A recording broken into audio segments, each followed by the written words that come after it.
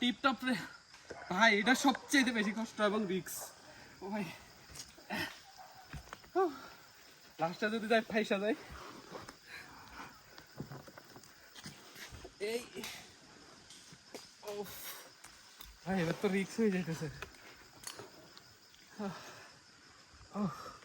ভাই এটা সবচেয়ে বেশি কষ্ট আমার লাইফে যা করছি সবগুলোর চেয়ে বেশি কষ্ট।